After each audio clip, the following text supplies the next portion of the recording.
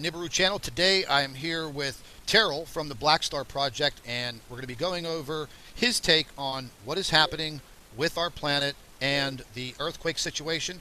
He's also going to give you a rundown on his Black Star Project. Very, very important information this afternoon. Terrell's taking his time out today to be with us.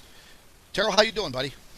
I'm doing pretty good, thank you. Looking forward to sharing information with your subs on Project Black Star, the Earth changes, and Black Star current position, and maybe a little bit about survival group operations. Yeah, absolutely. I'm sure they all want to hear about it.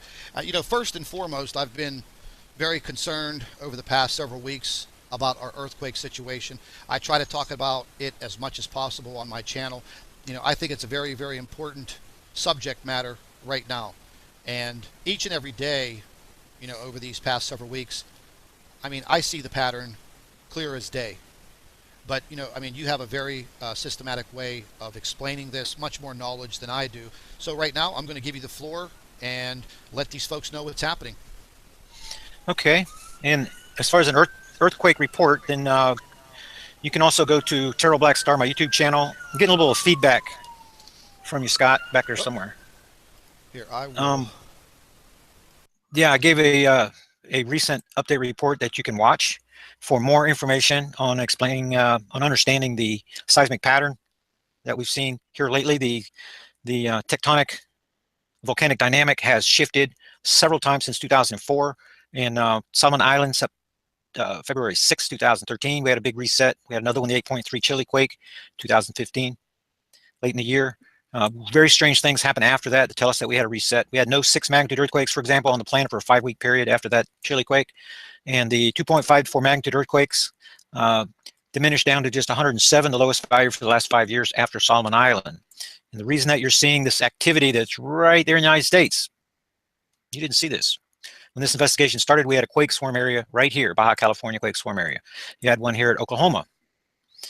Now you can see that this has changed, and it changed since 2003. The incidence of 3 and above earthquakes at Oklahoma has gone parabolic now. It was under 100 per year, well under 100 per year prior to 2013. The Russians came out with that grim report.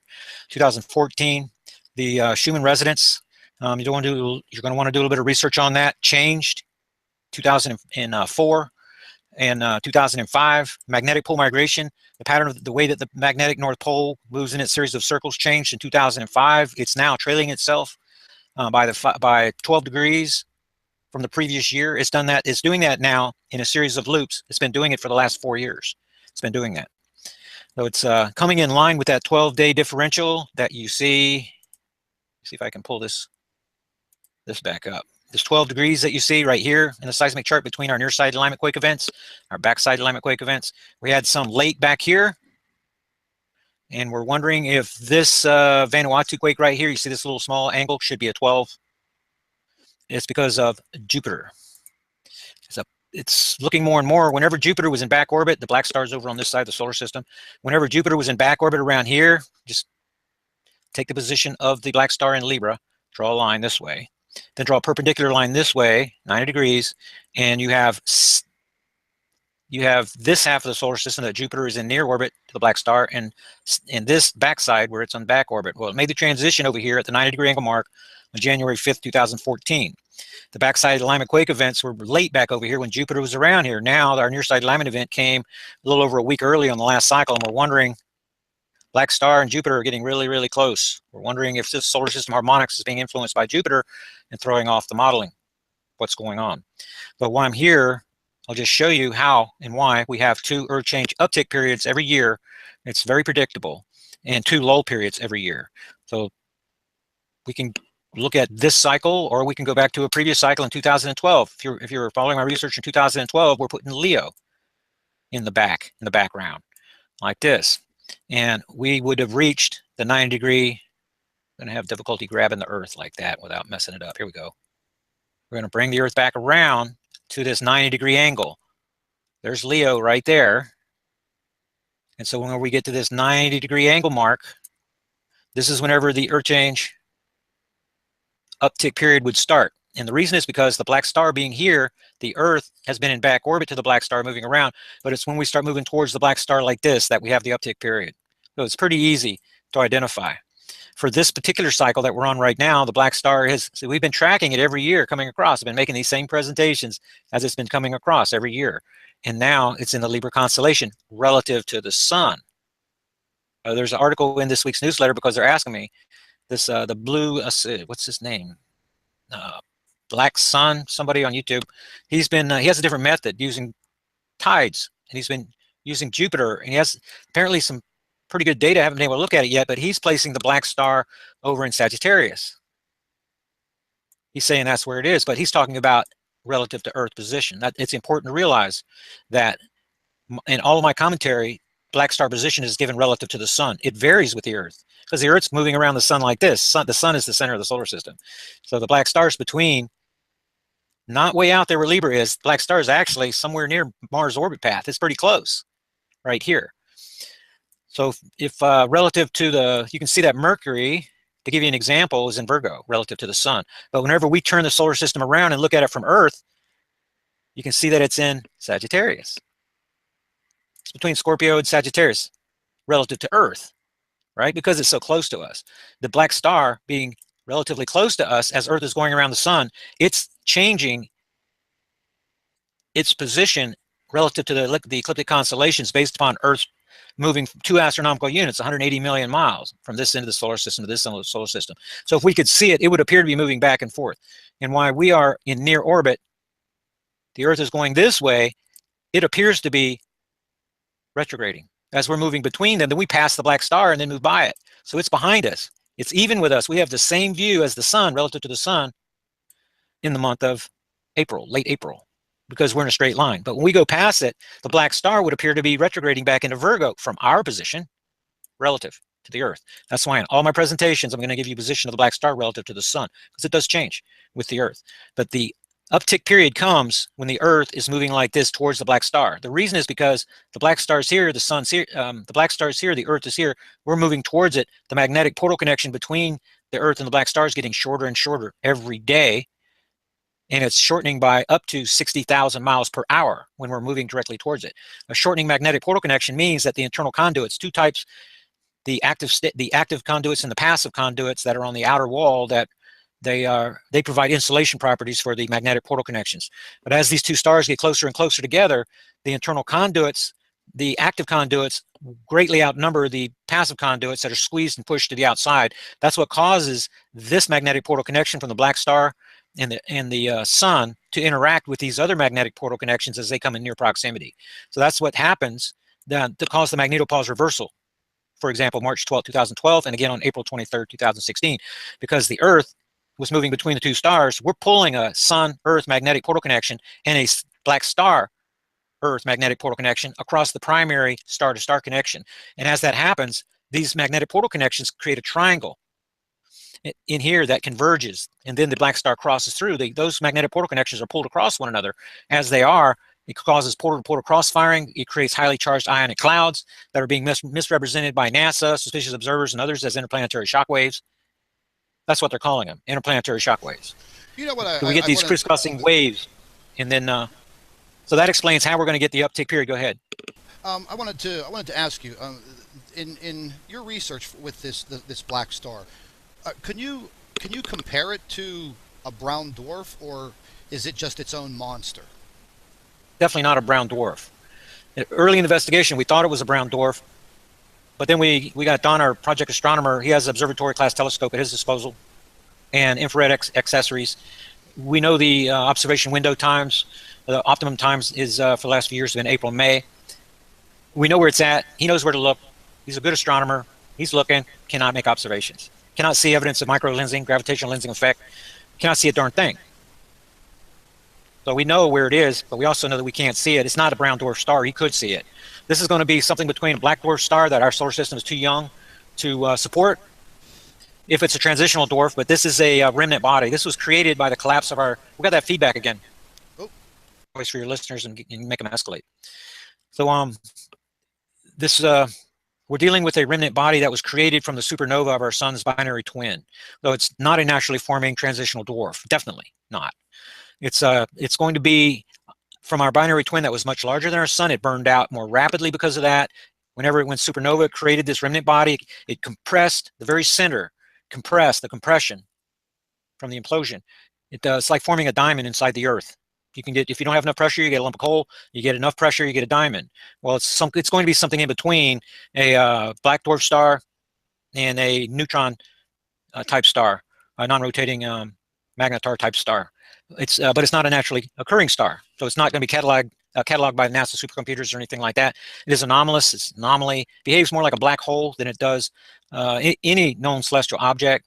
And it's going to set down deep inside that gravity well. It's going to likely have an event horizon, even though a lot of people are going to disagree with me on that. Some of our physicists, project physicists, say that it must have one, and some say that it will not have one. So there's even disagreement among real smart people that that astrophysics is their thing. There's disagreement on the properties, features, characteristics, behavior of this object.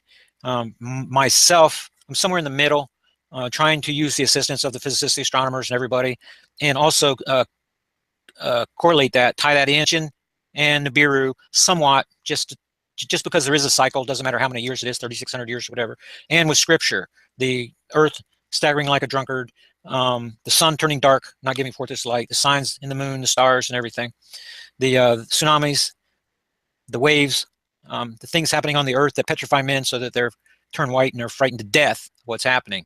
So go back in time, the days of Noah, days of Moses, and at the end of the age, Christ predicts that these things are going to happen. When you tie it all together, all the information, then we have an intruder in the inner solar system. It's already in the inner solar system, and it's going to be mentioned in the Dakota report, where Project Black Star is mentioned several times in the operations section. They talk about the death and destruction and things that are going to come, and that's precisely what Scripture says, that destruction is going to come suddenly, like the birth pangs upon a woman with child. I interpret that as the earth changes, the patterns in the earth changes, being the birth pangs. The sudden destruction comes because this object, if you can see, it originates, its aphelion position is above the head of Orion, right here. Where it reaches perihelion is between the sun and the left side of Sagittarius, right over here. So right, so it's coming in on this orbit, and it only has two opportunities. It crosses Earth orbit's path on the way in, it reaches perihelion near Venus orbit, and then it leaves. We have an opportunity for a springtime crossing event and a fall time crossing event. This one happens before the perihelion, before the sun turns dark. The one at the end of the age happens around here in November, after the black star reaches perihelion, after the sun turns dark. So Christ can give those predictions from Joel 2 about what's going to happen, because it's happened before this fall time crossing event. It's this springtime event that you cannot see coming. The sun is, you can see that the coronal holes are getting bigger, it's getting darker, it seems to be going to sleep, according to the scientists. It's going to turn dark by the time the black star reaches it, but it's going to cross the Earth orbit path first. So if all these things are true, we're going to have a springtime crossing event, and it's slowing down. Inbound orbital velocity has a magnetic repulsion relationship with our sun, so it's difficult. We know the month, it's difficult to tell the year. We can't tell yet. The magnetic pole migration modeling says it's going to happen May 2017. The binary star magnetic repulsion modeling says that it's going to happen in May 20th, 2018. So right now we do not have enough input data to know definitively which model is correct. Go ahead. So referring back to the sun, is there something happening to the sun as we speak? Is this black star having a very adverse effect on our sun? I mean, with all of the coronal holes, I mean, just this constant, non-stop coronal hole after coronal hole opening up, very, very large holes opening up. So this is, I mean, because that is my thought, that is my theory, that is what's happening right now to our sun, and you know, and getting into all of a sudden this big, massive change in our weather systems. And you know, I try to put all of this together for my subscribers, and you know, I mean, without having super data, you know, like from NASA and all of these space agencies, you know, it's kind of hard. And you try to put it together yourself, you know, and I'm not a scientist by any means, but I mean, I investigate these things on a daily basis, 12, 14 hours a day. It's very hard to keep up with everything that is going on with our planet every single minute of the day. You know, I mean, there are some days that I'm afraid to go to sleep because in 3 hours later, I'm going to get up and wow, here we go. You know, we have another situation. So in your professional opinion and your research, this is definitely having a big effect on the sun. Yeah, while you're giving your commentary there, then I'm pulling up some links to help you. Okay, this right here is the radial flux progression. What this is, solar. If you go back in time, solar cycle 24 was projected to be bigger than solar cycle 23. You're looking at the peak over here for 23.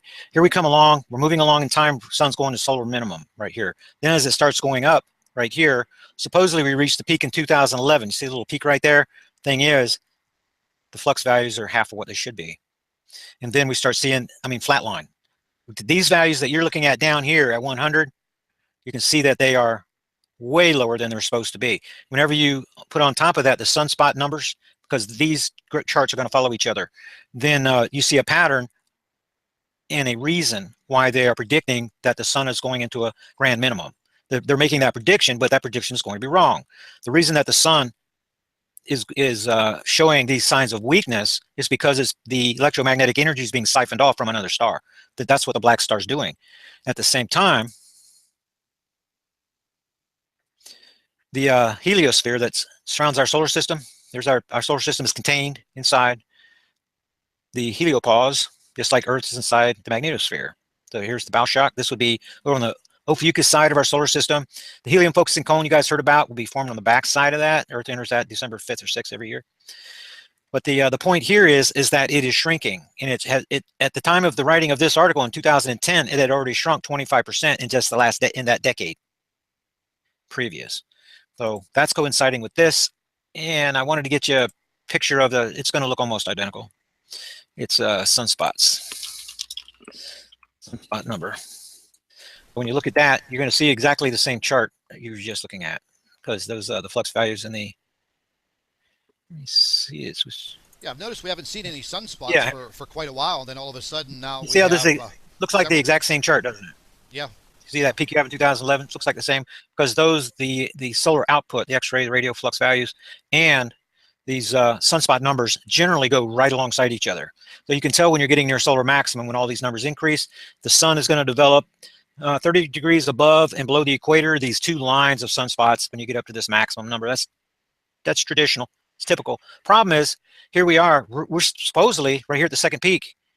We're really close to that, and the sun's been behaving like it's in solar minimum. And we never saw the poles flip like we did back in 2001, where you could see it. And I tried to go back and get the video feed of the flip, and it looks like that they've all been removed, as if that kind of thing is not supposed to happen, because on this cycle that did not happen. I've been doing this investigation every day looking for it, and it didn't happen. So the sun is acting very strangely right now. But the answer to your question is going to be absolutely yes. The strange sun is one of the witnesses in this case, saying that we have an interloper in the inner solar system.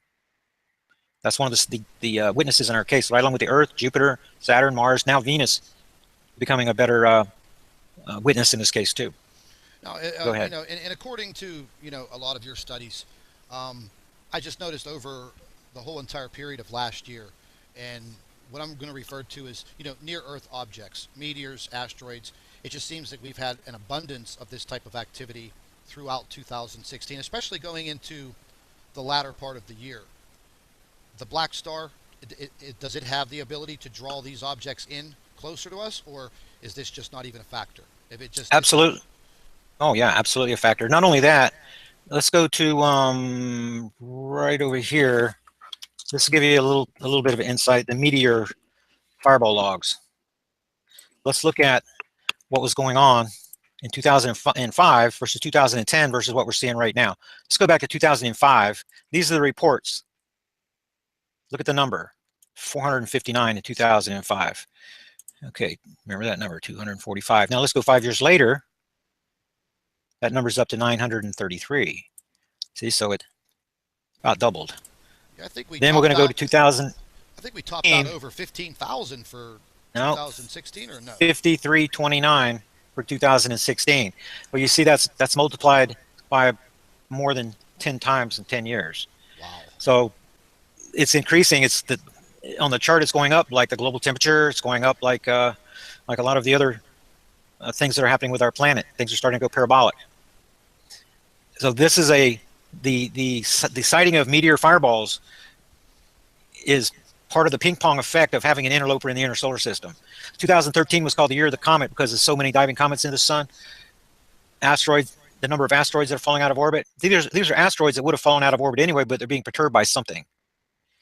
and that something is going to be the black star. It has an effect on an object, and then that object affects an object that affects an object, and eventually then these objects that would have fallen out of orbit sometime or another are nudged so that they fall out of orbit earlier than they would, which gives you a big grouping of them falling out at the same time. Yeah, So in this is definitely one of my biggest fears, is because NASA misses so many of these objects. They spot the object, and then all of a sudden they're issuing their information, and the next thing you know, we have a near Earth object. It's going to be flying by in the next 24 hours. Well, I mean, although that's not necessarily true. The problem is back in 2009, legislation changed so that now NASA is not allowed to warn people about anything coming from space. They have to report the information to the Department of Homeland Security, and then the Department of Defense, Homeland Security, and these continuity of government people, they sit down and decide what is fit for public dissemination now. So that whenever they remove the keyframe data from the magnetosphere, that they don't want us to see what's happening, they'll actually steal the data, take it. They decide if we're going to be able to see it or not. The same thing is happening with the USGS. You can blame the USGS for being liars and fools and idiots and stuff, just like NASA people that never give you a straight answer. But their lips are being sealed too by the Department of Homeland Security. That is actually not a Department of Homeland Security at all. You wouldn't have 30 million illegals running around in the United States, killing 30 to 50 Americans every single day. If they had anything to do with Homeland Security, they do not. That's not what they're here for. They're serving the elite, like the Gestapo and the SS did for Hitler and the Third Reich. It's just we have the Fourth Reich here. It's another Rothschild program. He owns the central bank, Federal Reserve, just like he owned the central bank for Germany. And we have many of the same programs going now that Germans had back in World War II. That's history is repeating itself right here. The Department of Homeland Security is more like the Gestapo. So maybe and it's I'll going to be be anything.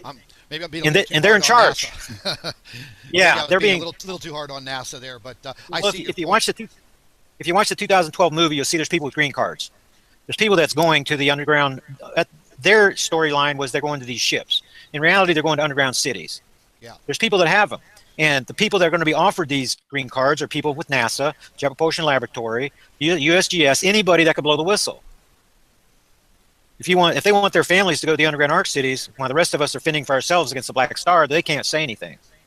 So there is something to what you're saying, but there's also change in legislation that forbids NASA from just seeing something and saying something. They can't do that anymore like they used to. And the Nazis that are running the United States from the Department of Homeland Security they're not going to be letting us have that information. They're working for the CIA out of Denver.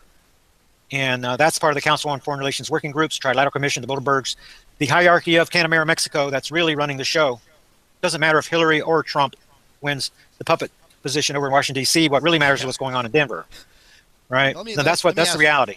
Let me ask you one question. So what you just covered there, I agree with 100%.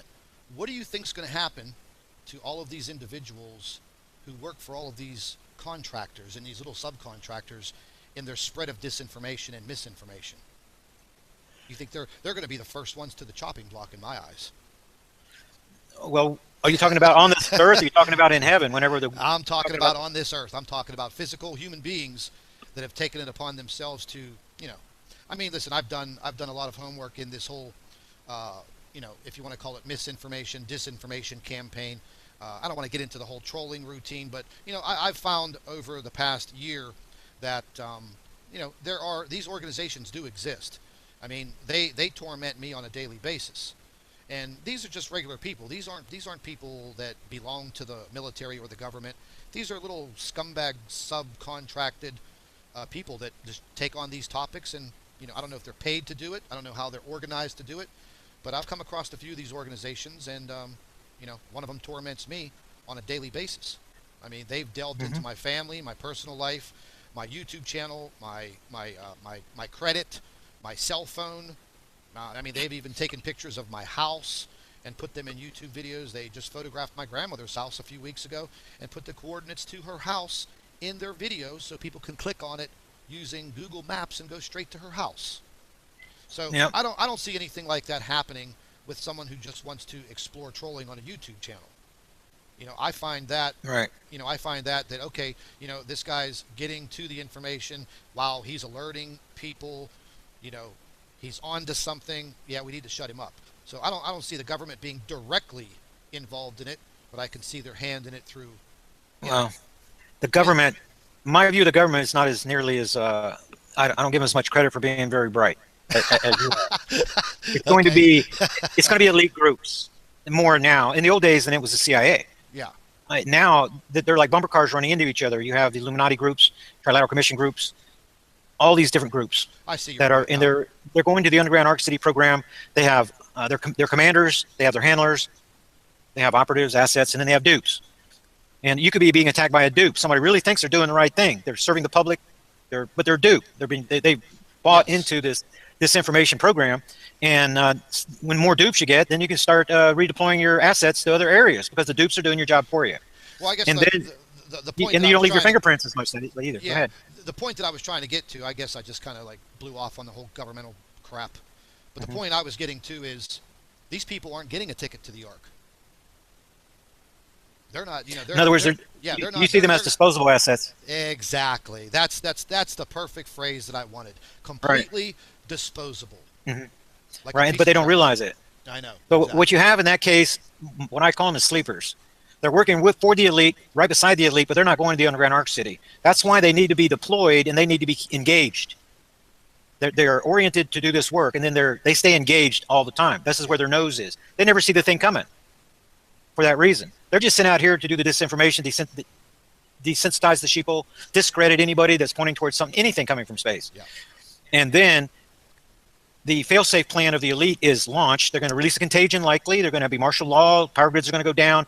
Roadblocks, quarantines, and these operatives, the ones that are helping the elite right now, are going to be trapped just like we are Exactly. later down the road. And it's going to be us against them type of thing. Elements of our military the same way, National Guard, they're being deployed and trained to be sent directly into harm's way. So it's us against them, against the Black Star. We neutralize each other. The elite come out smelling like a rose. That's pretty much what we're seeing around the world. Russia is doing their training exercises. We're doing Cascadia Rising, Jade Helm, all these different exercises, getting these people ready to deploy into harm's way. That's how they get rid of their sleepers. That's the biggest problem. The sleepers wake up, they start a civil war. They want their place in the underground Arc Cities, and then it threatens the success of the elite and their underground Arc City program. That's what they don't want. That's really what they're trying to stop, is us waking up their sleepers more than anything else. General public, they are desensitized, they're fluoridated, 5 pineal glands, really not a lot of free three-dimensional thinkers to be able to do the critical thinking, to be able to resolve anything. So they're pretty much cattle running around, and with enough disinformation program, you just keep viral scream going. They're never going to get their compass. They're never going to get to find the direction. They're never going to be trusting of any leadership. And you have to have strong leadership for a successful survival group operation. So the elite's plan it's a good plan, and people really do not have a really good chance of surviving what's coming from space. There's a chance that they can do that, but they really have to be dedicated. They have to surround themselves with great leaders, and then they have to do the things that unsuccessful people are unwilling to do. They're going to have to make sacrifices for the group, egos and things like that. Extremely difficult to run a successful operation like that. So the elite really have things in their favor. Controlling the media, controlling the money, and the price of silver. And then they're going to keep just cruising along until they get within 60 to 90 days of the quote-unquote event, in my view. And then hysteria is going to happen from the launching of their fail-safe plan, and then they're going to disappear in the midst of all the scurrying around and martial law and things like that are expected to happen.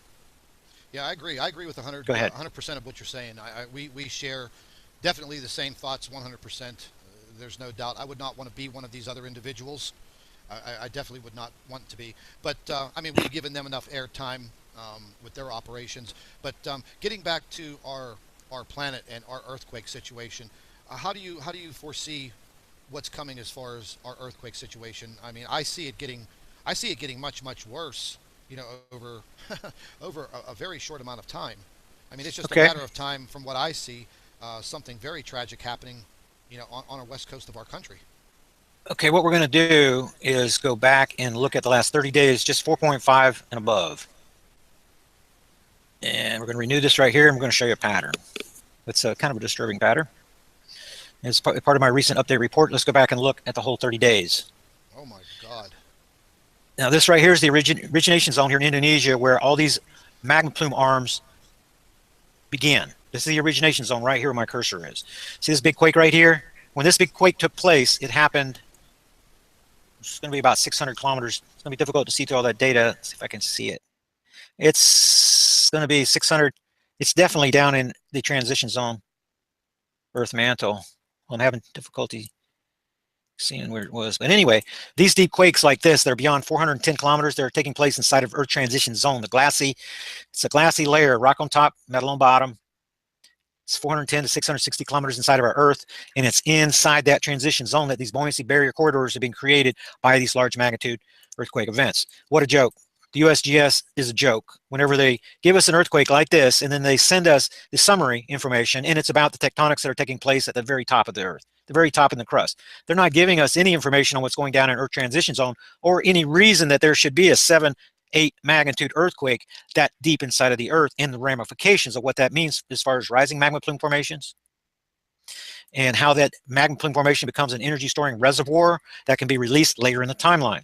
So what's happened is, I don't know if your subs, see if I can find this story for you. It's got a good diagram on it. It's going to be magma blobs. That's the keywording right here. This is a picture of what's happening inside the Earth right here. My system's running just a little bit slow because of all our connections. I want to try to enlarge that picture for you a little bit. There we go. This is what's going on inside of Earth transition zone. And if you look real closely, you'll see these horn formations that form. These horn formations are very important to realize, because that big giant quake that we had down here, 7.7, had no precursor quakes. Didn't have a 2.5, didn't have a 3, didn't have anything leading up to it. It just happened out of nowhere. Because one of these horns off of one of these magma plume formation and the reverberating wave from the lull period, that's what happens at the end of the lull period. Whenever this buoyancy barrier corridor begins to contract, then you get these waves pushing back and forth in these horns. After the wave passes, these horns subside. They push way down. As the wave reemerges, this thing pushes up very rapidly. That's what happened down here. No precursor quakes at all. Bam, this earthquake comes out of nowhere. This formation right here is expanding around the entire planet. It was a Pacific Ocean Ring of Fire phenomenon a couple of years ago. Now there are bad warning signs. The terminal end, that formation down there, it pushed north around here. The terminal end was at Alaska for the last couple of years. At least that's what I thought. It appears that this formation has already pushed underneath Cascadia and is already closer to California than I realized. That's why you're seeing these larger magnitude earthquakes that are coming out of nowhere with no precursor quakes. None of the small magnitude earthquakes going with them. Down here on the southern side, all of these fives that are out here results from the horn formations on these magma plumes that are pushing upwards. They're trying to break through the buoyancy barriers is what they're trying to do. So you're seeing the stories about the Antarctic ice breaking off. Because this magma plume activity is pushed further south. This line was running across this way. Now it's further south, and look at all this activity around, because now the magma plume arm that reaches up that way towards Alaska and across that way to Chile is extending across this way too. The terminal end for the last 2 years has been here at Gibraltar. Then about 4, 5, 6 weeks into the uptick period, then it pushes through Gibraltar where you get several 4s and 5s here, and then it pushes the mid-Atlantic ridge. But we're seeing this activity along the mid-Atlantic ridge. Well, if I was showing you the 7 day, it'd be more accurate because this is for the last 7 days. But what I'm showing you is these larger magnitude earthquakes. This is another arm that reaches from Indonesia around this way. That terminal end is pushing north and is going to meet this arm coming across here until this pressure coming through the Americas meets, and all of these magma plume formations are strung together, one giant formation. Then whenever you have this big earthquake, like the one we just had, and especially this one wasn't down in Earth transition zone, this recent one, but whenever it does happen that way, it adds energy to the entire plume. The terminal ends everywhere are tested, and it causes these reverberating waves to move back and forth within these buoyancy barrier corridors deep inside the Earth. And that is what's going to happen right here in the United States. You know what Is I this wanted to, you know what I this wanted to arm? ask you, I'm sorry. Well, you know what I wanted to ask you real quick, because you're mentioning the word reverberation. And over the past couple of, let's say, the last couple of weeks, once again, I'm looking at these heliplots, these seismograms that the USGS puts out. And once again, I mean, I'm not a scientist, I'm not a seismologist, but how can we have the same disturbance say for instance in the state of Washington, how could we have the same disturbance all the way across the United States and have the same disturbance at the same time in, say, northern Florida? Is that the reverberation that you're talking about? What is setting off these seismograms to give all of them the same disturbance at the same time on every single seismogram that they list? Because I've been Hey, noticing are that. you talking about a global ringer? One that Uh, when we have an earthquake, that all the seismographs on the planet pick it up. well, That was a no, big it's not. phenomenon. It's not even an earthquake. I can't even. I would actually have to show you, or even if you pull up the USGS and pull up the heliplots and look at them, it just amazes me how, you can have a, just like I said, maybe a small earthquake showing up on a heliplot in Alaska, but then every single state, all the way across the country, even up in Maine, Pennsylvania, Virginia, Massachusetts, they all show the exact same anomaly at the exact same time. And this has been occurring, it's been occurring for months. And I look at these heliplots every day, and every so often I see this. And it's just, it's been occurring more and more and more the frequency is picking up. It's not maybe once a week now, it's every couple of days. And it's kind of confusing because, I don't have a seismologist that is going to answer this question. I even called the USGS last week. They wouldn't take calls, nothing. And Right. it's Yeah. kind of blowing my mind. To give you some commentary on that and run some analysis, I'm going to have to actually be looking at some data. Otherwise, I'm just going to be speculating. Yeah. The black star orbit cycle understanding. Wait a minute. Where's this overview? Yeah, this overview right here. Yeah, sorry about that. In the links down here, then you're going to see this information on the Schumann resonance change in 2005, the Grimm report that came out in 2004, the channel wobble change that came in. This is all related to the black star. The frequency of our planet is changing because of the black star and what's going on inside the planet because of this. That's what I was. So when you're asking about that resonance, Yeah. see, it's raising that Schumann resonance, right? And sometimes there's points that it even doubles what it should be. And I'm seeing more and more stories about how gamma ray bursts and things affect that. But there's a hoax, internet hoax about this galactic wave thing. Galactic waves are supposedly affecting our planet. They're trying to come up with cover stories to cover up the fact that what's going on inside of our Earth is changing the harmonics, the resonation, and frequency of our planet. They're trying to make it a source that's outside of the Earth so that you can kind of see it coming, that NASA's on the wall looking for it, these waves coming off the center of the galaxy, which is a bunch of freaking nonsense. Yeah, I caught on to that about If, 12 hours after that story hit. because they're going to know when we know, whenever the wave gets here. That's how they're going to know. Yeah, if you Right? It's like predicting a supernova. They'll know when the light gets here, not a minute before it happens. yeah, that's true. If you get a Right? chance, if you get a chance in your schedule, if you take a look at those heliplots for a couple of days and see if you, you're going to see it. You're going to see it. Send me an email and outline your finding, and then let me see if I can reproduce it. Yeah, absolutely. Because the one guy on his YouTube channel, Mike from around the world, he's been talking about it for the past several months.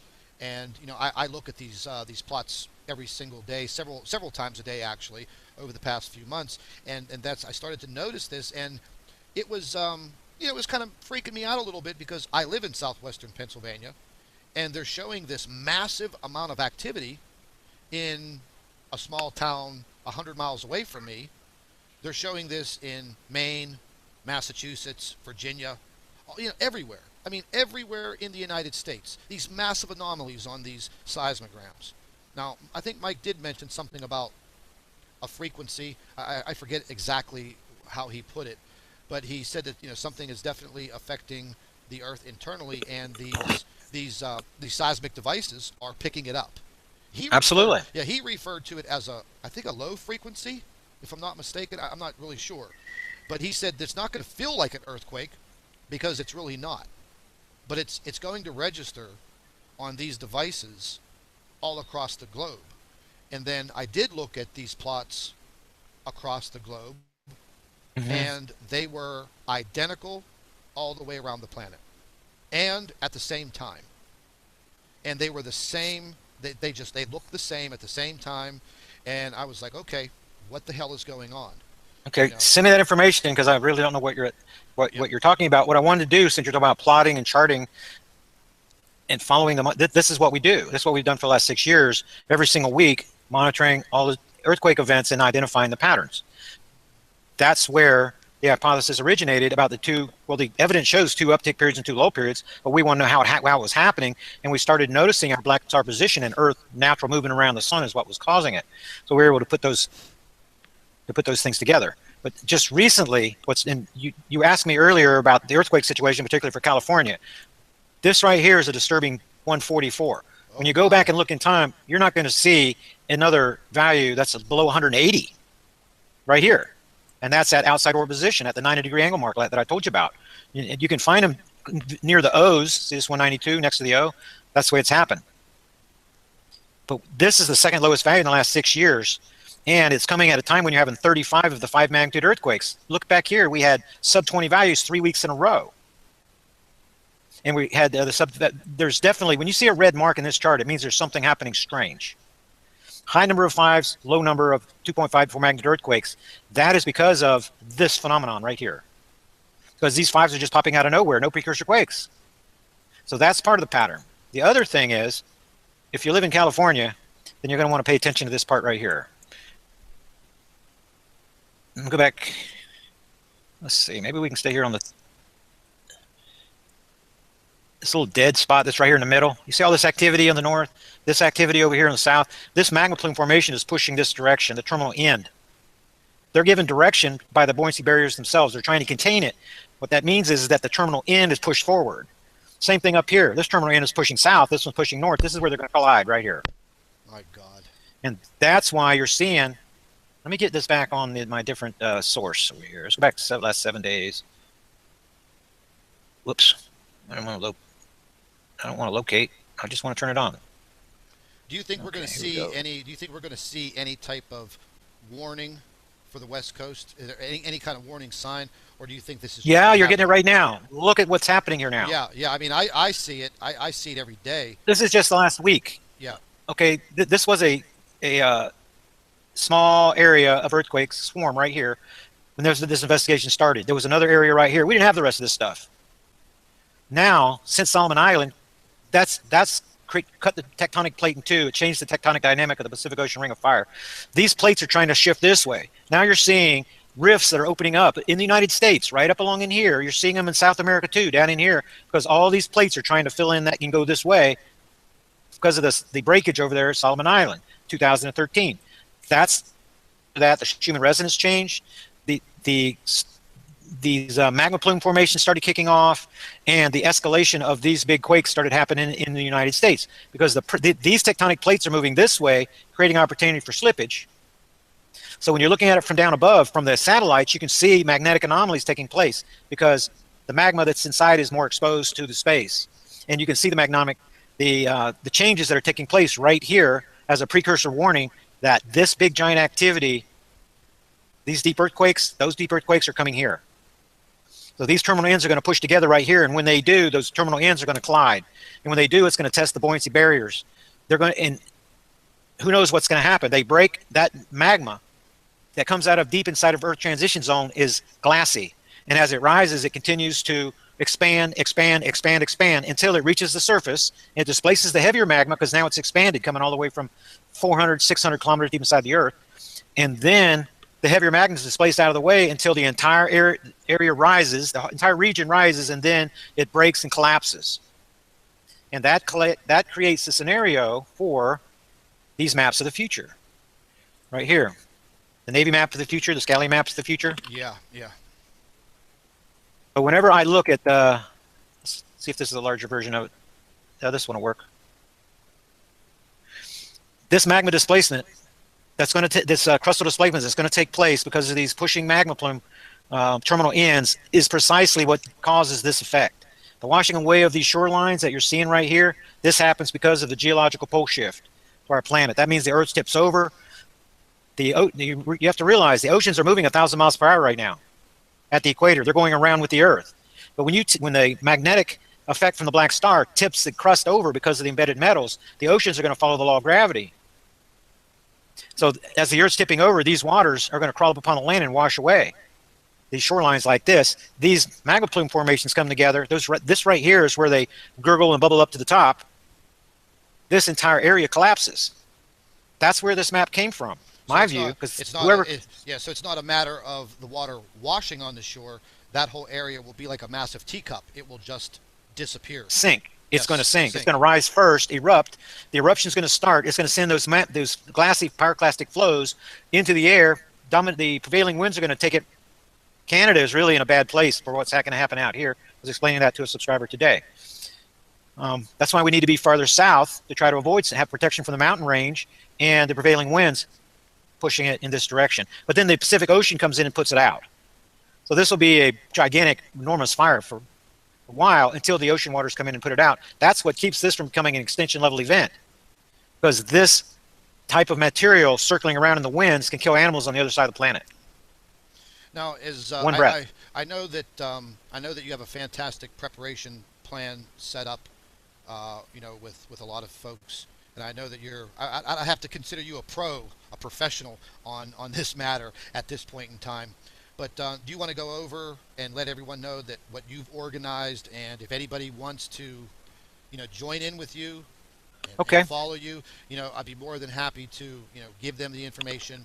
I'm going to put your link to your YouTube channel and all of your information in here, because I feel that since I have myself involved in this for a long time now, and if I can't put forth anything else for people in general, if they at least have this bit of information, if they want to join you and gather more information from you, then so be it. But yeah, if you want to go into what you have planned down in the Ozarks, I'm sure a lot of people would love to hear it. Okay, first of all, this is my YouTube channel. You can get more information by going here. Hit that subscribe button, wherever it is. Let's get these numbers up. Appreciate that. And share the videos. Appreciate that too, giving more and more people access to the information. All the information you see here is free. This is the scripture section, 9/11 section. My book on the 9/11 truths right here. You want to know exactly what happened on 9/11? There's where you want to look. Then my book, The Mystery Explained, on scriptures right there, and the newsletter program is the way we share information on Project Black Star. So all this information is free. When you want more than $25 per year is what you pay for a subscription. And then once you have that notification email that I send you, then there's a email address there where you can send for your threat assessment information. Just say, send me the threat assessment information, put that in the topic title, and then I'll send that to you. Then you have, at the bottom, it'll give you the option of sharing your contact information with survival groups that are already forming. We have more than a couple hundred families working together in the Ozarks in a real safe zone area. That's why I want to pull up this map here. And what we should really be looking at is the safe zone map. I'll show it to you right here.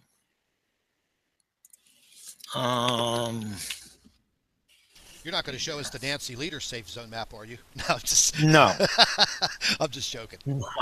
She has some good information. I used to go to her site back in 2011, but a lot of the stuff I think she's just way off on. Okay, here's going to be your safe zone map. You can see the big old giant hole out here. This is downwind of the pyroclastic flows, dust clouds. Not safe. You see where these reds come together up in Canada? It really makes it a bad situation for Canada. You want to try to get inside this red zone right here. You also need a large survival group.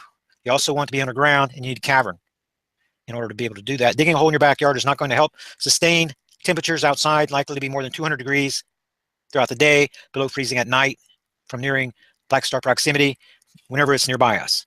So you're going to want to be in a cavern. You're going to want to be with a strong survival group with all your supplies, all your people.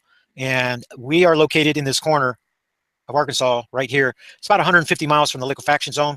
This is going to be caused by a liquefaction of the entire Mississippi River Basin and a lot of the Missouri Basin. The pressures begin out here with what I already explained, these rising magma plume formations. This erupts out here. The pressures push through, and then New Madrid is activated. This creates a new line of earthquakes that take place along here, liquefying the entire region. This becomes mush. Runs right out here. Salt water rushes north all the way to the Great Lakes. This creates extra space in the plates for a new fault line, which is there. It's running along the eastern side of the Rocky Mountain Ridge. This fault line is going to become activated. Wait, you have 200 nuclear power plants in my circle here. There's going to be no safe zone over on this side whatsoever, even if you have a good cavern position in the Appalachians. because you have 6 nuclear power plants that are down. You see, you're going to be downwind. And if you live in the eastern side of Canada, forget it. Anywhere in the northeast United States, these mountains, these Appalachian Mountains up here are not high enough. You're dealing with 3-mile deep waters just off the coast out here. Earth flips over. This is a funnel area. This water is going to run right over into the Great Lakes up here. No chance. Survival over here. No chance. Survival up here. Pyroclastic flows. One breath's going to kill you over here. Got to be further south. Texas is a pretty good place as long as you get far enough west. You got to go west of Dallas.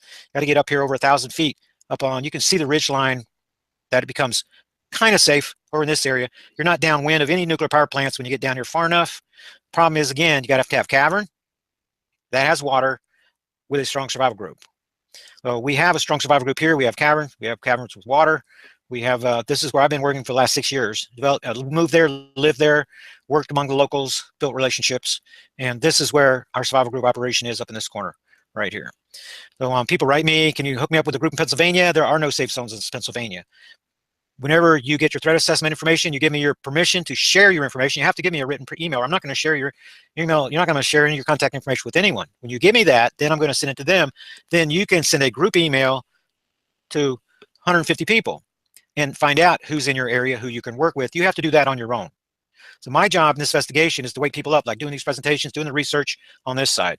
There's survival group leadership from the survival group that will take care of you, answer your questions and concerns once you're becoming a member of the survival group. It's impossible for me to run the survival group operations and to do this job right here that I'm doing. If I stop doing this, we're not adding new members. And unless I can replace myself, which I cannot, then there's no way that I can be as heavily engaged. I'm here to support newsletter subscribers, to answer the questions. In the past, it's been about Black Star and helping to wake up. Now it's becoming more and more about survival, and it's taking more time. And so there is a distinction there, but there are a lot of very talented survival group leaders over there. Those are the people that I'm going to be handing you over to whenever you share your contact information. So that's how you join your survival groups. It's over there at Terral3.com. Hit that subscribe button. It's only $25 per year. It's like a doom, gloom insurance policy, so that you have a bug out location, you have a place to go, you have like-minded people. A lot of times it really helps to be able to talk with like-minded people that are awake, that realize this thing's coming, because your family thinks you're nuts. And you can see the same kind of problems that other people going through. We have psychiatrist type people, psychologists, a big medical contingent of people that are there on the medical operations team to be able to help you with things like that. So good opportunity. Even if you're not fully aware that the Black Star is coming and you're a member of a survival group, you're a survivalist, then you can benefit from being a part of this survival group operation. Go ahead. And I know you've done a lot of research with the United States. Have you done any research on land mass loss, like for instance over in Europe, South America, basically the rest of the world?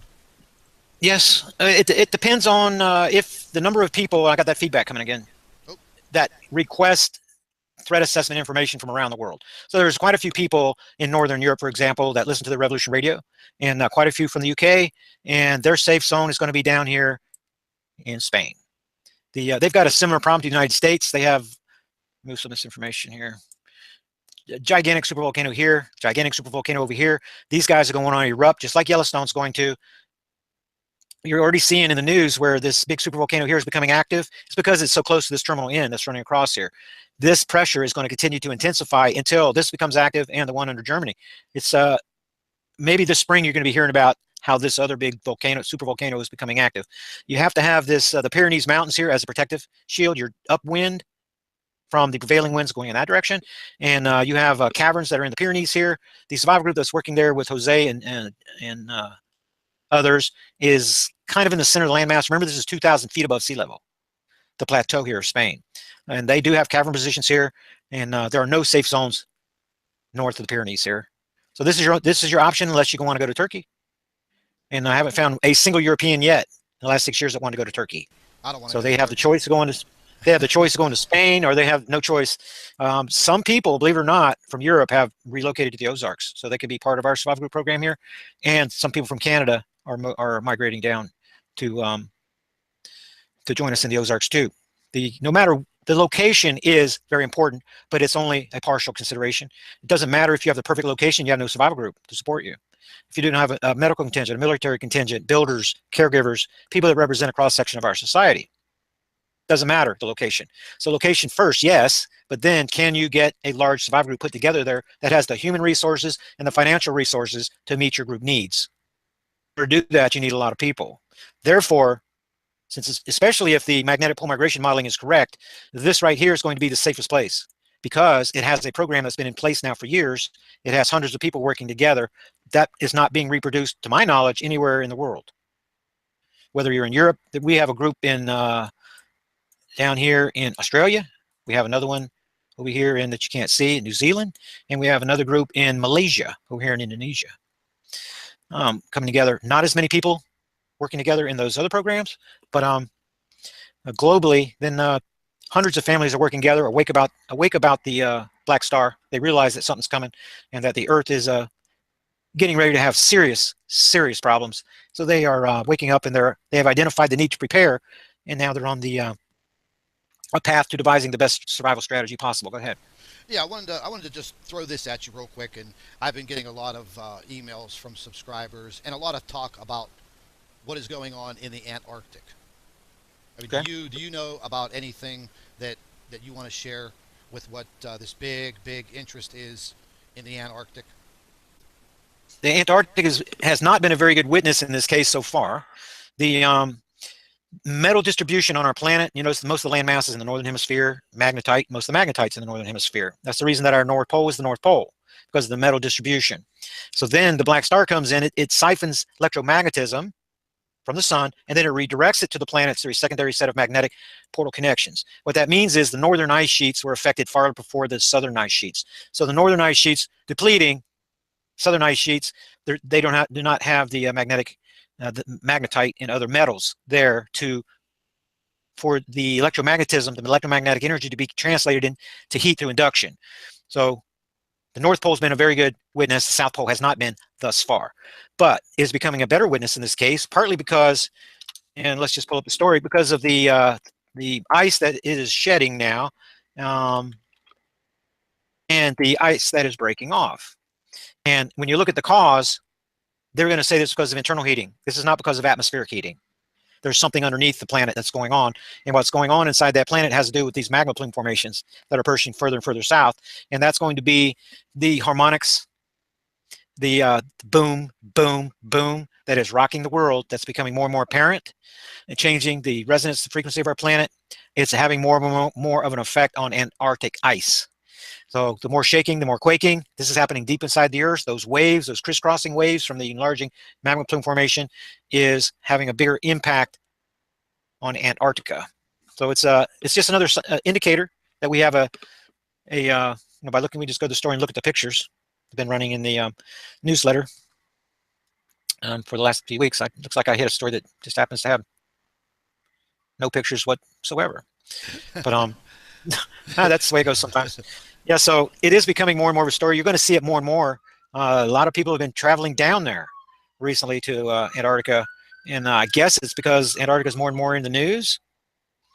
And maybe there's the South Pole telescopes, the Vatican, all those stories that kind of converge down there on the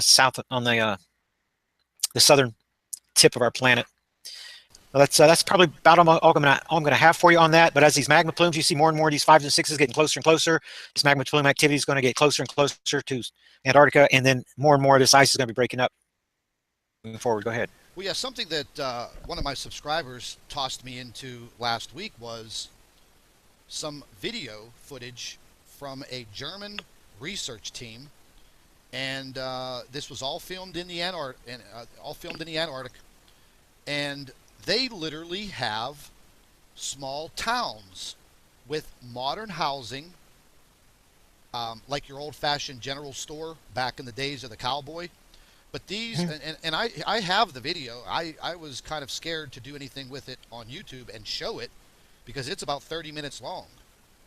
And these are modern houses, 2 and 3 stories. Some of them look like they would be almost like a hotel or a hostel of some kind, and they're all grouped together in a very large section of the Antarctic, sort of towards the tip of South America. That region right there. No snow on the ground whatsoever. They had very heavy pieces of large earth moving equipment, because I used to be a heavy equipment operator for years. They have the most massive bulldozers and the big gigantic cat articulating dump trucks. We're talking about things that you would use in a large strip mine facility. And they already have these roads constructed that are just perfect. They're not paved, but when I saw this video, it was all in German. The people were talking in German. I mean, I was a little thrown back by all of that to see all of these modern houses and these modern structures already positioned and in place, and all of these people everywhere. They have a dock like you would see at a marina, like in South Florida. They already have it all built. That doesn't sound right, knowing that how cold it is. It's really freaking cold down there. Well, this is right on the coastal area. I'll tell you what, I'll slip the video I'll slip the video in an email, and I'll send it to you, and you can check it out. And there was a whole host of other videos that he was going to send me, and I said, look, I've seen enough already. Don't force these videos on me, because then I'm gonna put them together, and I'm gonna put them into a video, and I'm gonna put it on YouTube, because from what I'm seeing is preparation on someone's end, and this was all in German.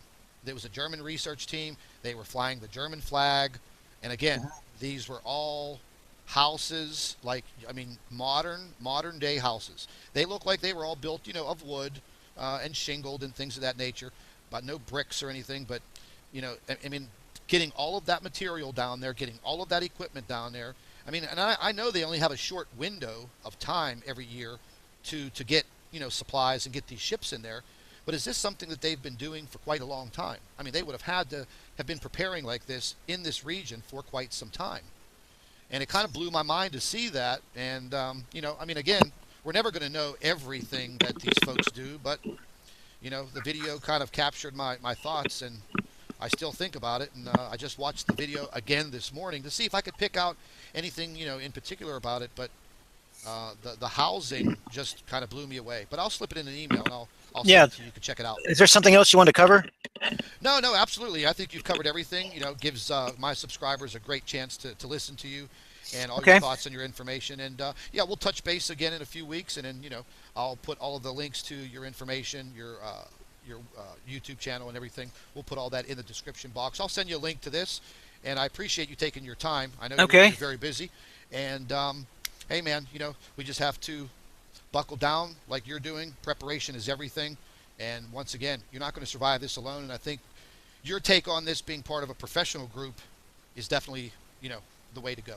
And I really appreciate your time, Terral. Okay. Well, thank you very much. And when you get ready again, we'll get to the bottom of this earth change lull period in the middle of February. So about the end of February, probably a good time. And then the uptick is going to be gigantic, and that's going to be the end of April going into May. So we'll probably want to do another one around that time too. That sounds real good to me, buddy. Okay. Right. Well, thank you very much. You have a great week, Terral. You too. Bye-bye. Bye-bye.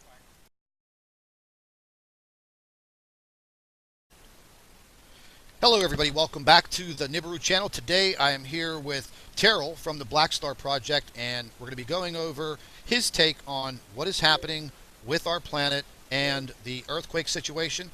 He's also going to give you a rundown on his Black Star Project. Very, very important information this afternoon. Terral's taking his time out today to be with us. Terral, how you doing, buddy? I'm doing pretty good, thank you. Looking forward to sharing information with your subs on Project Black Star, the Earth changes, and Black Star current position, and maybe a little bit about survival group operations. Yeah, absolutely. I'm sure they all want to hear about it.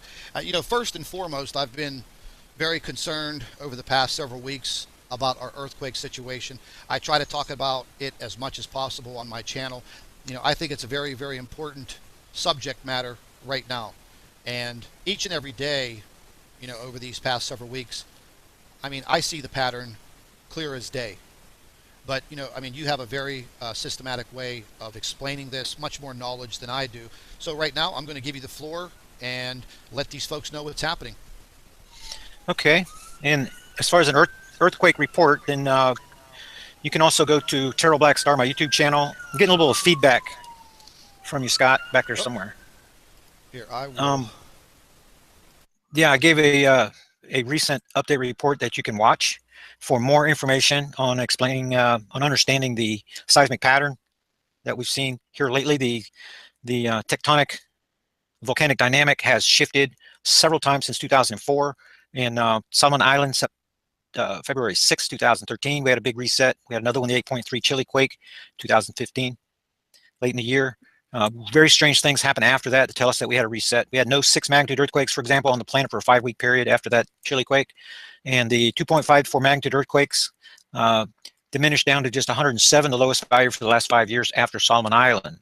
And the reason that you're seeing this activity that's right there in the United States, you didn't see this. When this investigation started, we had a quake swarm area right here, Baja California quake swarm area.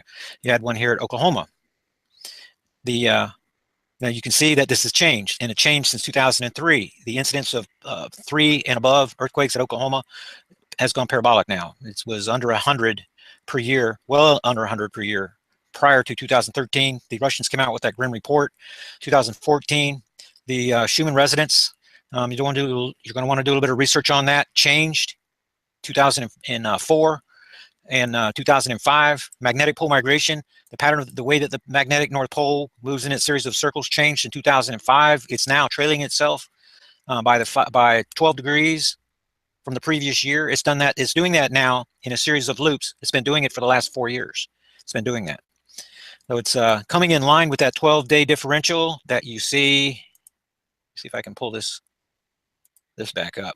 This 12 degrees that you see right here in the seismic chart between our near side alignment quake events, our backside alignment quake events. We had some late back here, and we're wondering if this Vanuatu quake right here, you see this little small angle, should be a 12. It's because of Jupiter. So it's looking more and more. Whenever Jupiter was in back orbit, the black stars over on this side of the solar system, whenever Jupiter was in back orbit around here, just take the position of the black star in Libra, draw a line this way, then draw a perpendicular line this way, 90 degrees, and you have this half of the solar system that Jupiter is in near orbit to the black star, and this backside where it's on back orbit. Well, it made the transition over here at the 90-degree angle mark on January 5th, 2014. The backside alignment quake events were late back over here when Jupiter was around here. Now our near side alignment event came a little over a week early on the last cycle, and we're wondering, black star and Jupiter are getting really, really close. We're wondering if this solar system harmonics is being influenced by Jupiter and throwing off the modeling, what's going on. So while I'm here, I'll just show you how and why we have 2 Earth change uptick periods every year. It's very predictable, and 2 lull periods every year.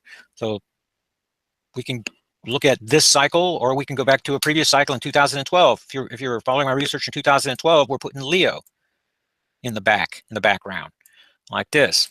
And we would have reached the 90-degree. I'm going to have difficulty grabbing the Earth like that without messing it up. Here we go. We're going to bring the Earth back around to this 90-degree angle. There's Leo right there. And so when we get to this 90-degree angle mark, this is whenever the Earth change uptick period would start. And the reason is because the black star being here, the Earth has been in back orbit to the black star moving around, but it's when we start moving towards the black star like this that we have the uptick period. So it's pretty easy to identify. For this particular cycle that we're on right now, the black star has, so we've been tracking it every year coming across. I've been making these same presentations as it's been coming across every year. And now it's in the Libra constellation relative to the sun. There's an article in this week's newsletter because they're asking me, this the blue, what's his name? Black Sun, somebody on YouTube. He's been, he has a different method using tides, and he's been using Jupiter, and he has apparently some pretty good data. I haven't been able to look at it yet, but he's placing the black star over in Sagittarius. He's saying that's where it is, but he's talking about relative to Earth position. That it's important to realize that in all of my commentary, black star position is given relative to the sun. It varies with the Earth because the Earth's moving around the sun like this. The sun is the center of the solar system. So the black star's between, not way out there where Libra is. Black star is actually somewhere near Mars orbit path. It's pretty close right here. So if relative to the, you can see that Mercury, to give you an example, is in Virgo relative to the sun. But whenever we turn the solar system around and look at it from Earth, you can see that it's in Sagittarius. It's between Scorpio and Sagittarius relative to Earth, right? Because it's so close to us. The black star being relatively close to us as Earth is going around the sun, it's changing its position relative to the ecliptic constellations based upon Earth's moving 2 astronomical units, 180 million miles from this end of the solar system to this end of the solar system. So if we could see it, it would appear to be moving back and forth.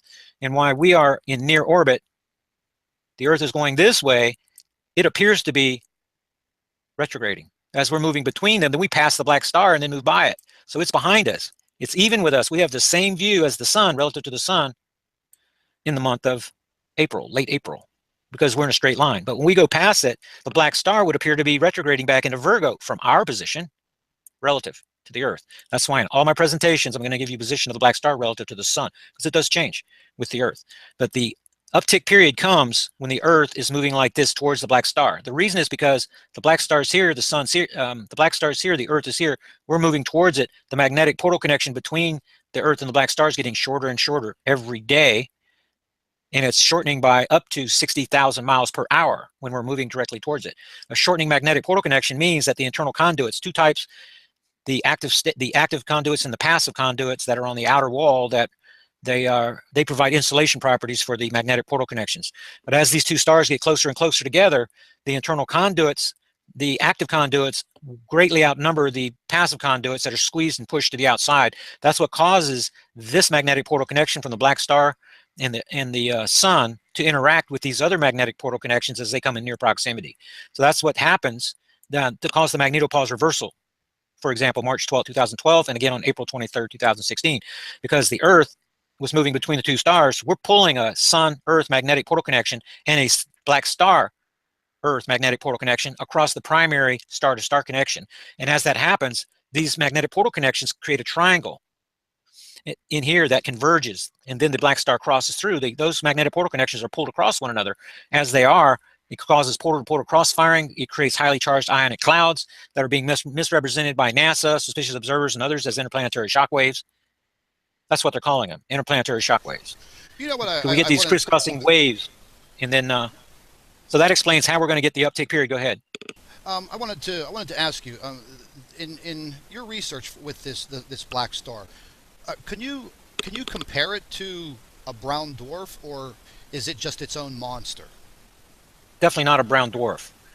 Early in the investigation, we thought it was a brown dwarf, but then we got Don, our project astronomer. He has an observatory class telescope at his disposal and infrared accessories. We know the observation window times. The optimum times is for the last few years have been April, May. We know where it's at. He knows where to look. He's a good astronomer. He's looking, cannot make observations. Cannot see evidence of microlensing, gravitational lensing effect. Cannot see a darn thing. So we know where it is, but we also know that we can't see it. It's not a brown dwarf star